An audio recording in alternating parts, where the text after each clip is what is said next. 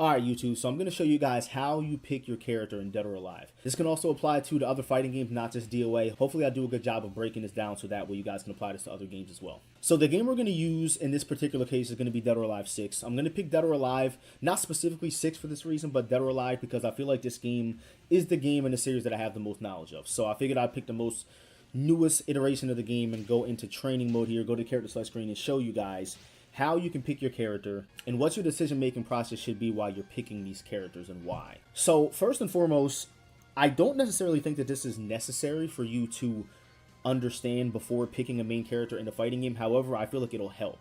Sometimes you don't really know exactly what it is you're trying to accomplish in a game until you understand how to play the game. I really believe if you know the mechanics in the game you're playing, it'll help you determine what kind of character you want to play. Most fighting games, not all of them, but most fighting games have multiple characters that have usually some of the same types of strengths. Some things are usually different, like in this game, for example, you have a character like Kasumi in Phase 4 where they both share the same speed on their attacks. They both have the fastest attacks in the game at 9-frame jabs and 11-frame mids. However, just because they're doing some of the same things doesn't necessarily mean they function exactly the same as a character. You could decide that Kasumi works better for your playstyle over Phase 4 or vice versa, depending on what it is you're trying to accomplish in the game. So with DOA in specific, this game is awesome, especially because of the fact that you have so many different types of characters for different types of players. You also have people out there that can play any character in the cast and play them at a very high level just because of their understanding of the game and how it works. Even with this, you have people like Knee and Tekken that can play every character in the game. I've always believed that if you're somewhat of a character specialist and use maybe 2 to 3 characters max, I feel like you'll do much better in the game because you just have that comfortability for every single situation that can get thrown at you.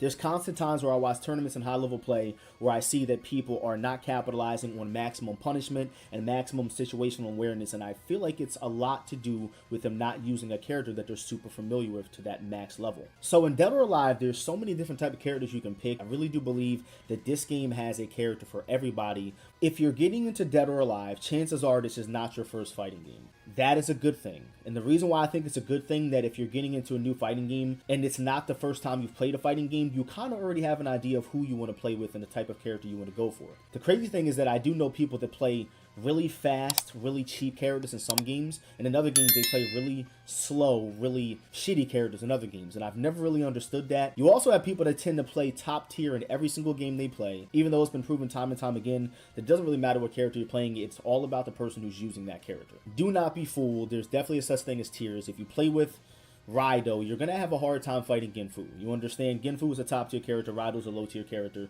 so there's going to be struggles there, and you're going to have to work your ass off probably 40 times harder.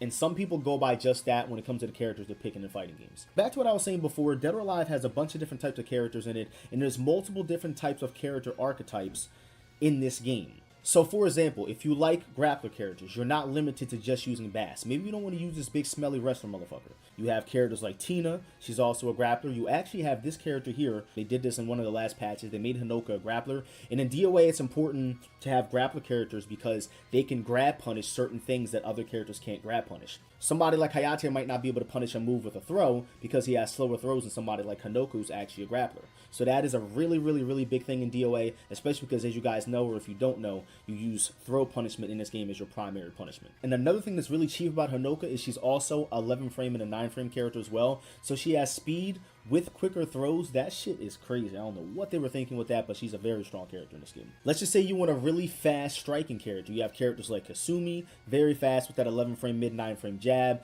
You got characters like Nico, who also shares the same speed on her attacks. DOA has a crossover in this game with King of Fighters, so we have Mai here. She's an 11-frame and a 9-frame character as well. And so is Cooler Diamond from King of Fighters. She also has a 9-frame and an 11-frame as well. You've got Phase 4, 9-frame and 11-frame. And you also have Christy, who's 9-frame and 11-frame as well. Let's just say you're somebody who likes to use those big, annoying fucking characters that nobody can juggle in a fighting game. You have characters like Raido, who is very heavy. Shout out to my boy Raido here, man. This character's ass. He does have a negative on block electrical and God Fist. He also has an air grab. It's a pretzel input, but it's pretty sick to pull off in combos. You got my boy Bayman here. Not very strong in this game compared to what he was in DOA 5. I think you can still get the job done with him a little bit, but he definitely struggles in this game. You have offensive holds in this game, which Bayman actually has is very strong. It has the ability to eat buttons if somebody's attacking from disadvantage or out of stun. Kind of works like the way Tekken throws work a little bit when it comes to them and clashing with attacks. You've got Bass. He's your traditional big giant wrestler biker motherfucker in the fighting game. He has the 13 frame and 11 frame, which is very slow. Generally, the bigger characters in DOA have slower attack speeds. My boy Rado here has a 13 frame mid, 11 frame jab. Bass also shares the same thing, but he does have access to a P plus K, which is very fast, and it is a good counter hit tool. And it's also a very good get off me tool. Let's just say you don't want to use any of those characters and you like to use a female heavyweight. You've got Rachel. She's very slow as well. Very, very heavyweight. You can barely do any juggles to this character. She's got very strong offensive holds, and she has very good stun game. If you're okay with settling for characters that are moderately fast, meaning they're not very slow and they're not very quick either, you have a bunch of characters in this game like that.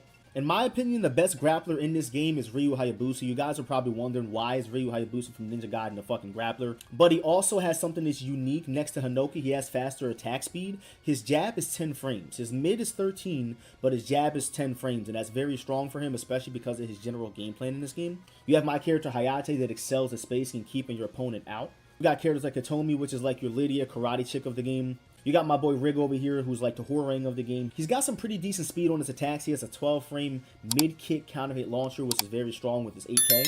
You've got Lei Feng, who has those offensive holds that eat up attacks that I was telling you guys about. If you guys are curious as well, offensive holds not just beat buttons from disadvantage, but they also beat blocking opponents, sidestepping opponents, and holding opponents. So as you can imagine, if you have an offensive hold, it's a very strong tool. Lei Feng has those, and she's not super quick or slow, but because of the fact that she's not either one of those and she's in that middle category, and she has an offensive hold with some really oppressive sabakis and parries, she's very strong because she has all those in one kit. Every fighting game has a Bruce Lee-ass character. Jan Lee is the Bruce Lee of this game. The unique thing about him is he has a 10 frame jab, but he does have an 11 frame mid. He's not the only male in the game that has that, but there's only 2 male characters in this entire game that have 11 frame mids. They're generally stronger than the females 11 frame mids, so they actually will beat an 11 frame mid from a Kasumi or a Hanoka. They have the strength bonus, so because they're stronger, they're gonna beat them even though they're the same speed. The crazy thing about Jan Lee is that I swear, people that use like Bruce Lee characters in fighting games are always laggy. And the same thing goes for Law and Tekken. They're always fucking 1 bar on Wi-Fi. I don't understand why. He's very fast because he got the 11 frame mid and it's followed up by a lift stun. It's very strong. Then you have Zack. I believe that Zack is one of the most underrated characters in the entire game. I think he's always been underrated. He's got an 11 frame mid, and he has arguably one of the best forward grab reset throws in the game. All of your -8 and up punishment on Zack's block guarantees him a forward grab into a guaranteed jab into stance mix-ups, or he can just loop the grab over and over and over again. He doesn't even have to jab you. If he's got the mental stack on you, he can just forward grab you over and over again without hitting a button. And as soon as you go ahead and hit a button, you're going to get smacked in the face. One of the craziest mix-ups in DOA, and I think it's not talked about enough, Zack is a very strong character. I think the problem with Zack and why people don't want to use him is because he looks fucking stupid. He's a corny fucking character. It's not like we're talking about like Raven or something cool. This guy's a fucking joke, and I think that's the reason why people generally don't pick him. He's a very strong character, very sick, really sick mix-ups, especially if you like kickboxing characters, Muay Thai style characters. You have characters in DOA that don't necessarily have that 11 frame and 9 frame speed to their attacks, but they're still fast, if you know what I mean. Mila is the perfect example of this type of character I'm talking about.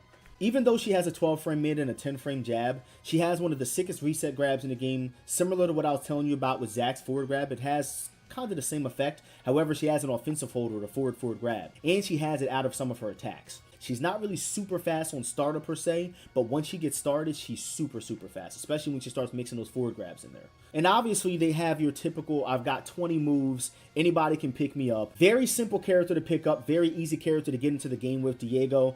Everybody believes they put him in the game to replace Ein because Ein was your kind of basic bare bones character with not a lot, but he was very well liked and very well picked. He looks like Miguel if he spent like a fucking week on Zack's Island. Like, this guy is so generic. He's so corny, but they tried to make him look so fucking cool. Look at the little scars on his face and shit. He's a joke. His combos are very simple to do, and they're devastating, especially near a wall. So for all you guys out there that don't want to try it all and you want to get good results, just pick Diego. Without really having to cover every single character in this game, you guys can understand what I'm trying to say here.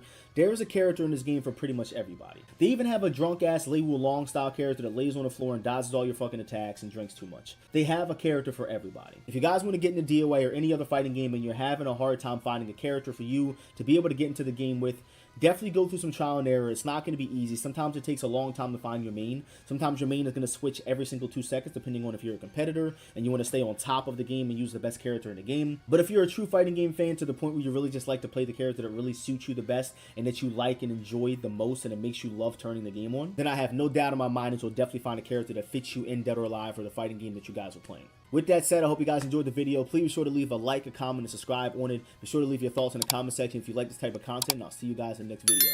Stay blessed, stay loved, and I'll see y'all soon.